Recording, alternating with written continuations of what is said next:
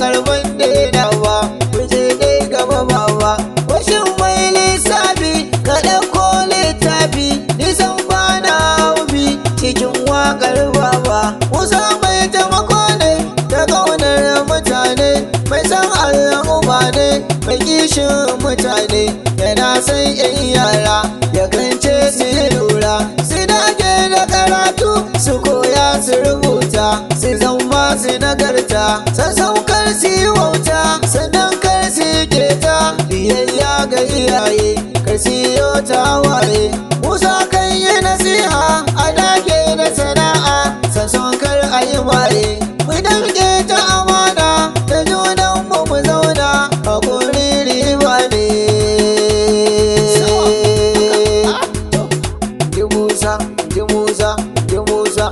Musa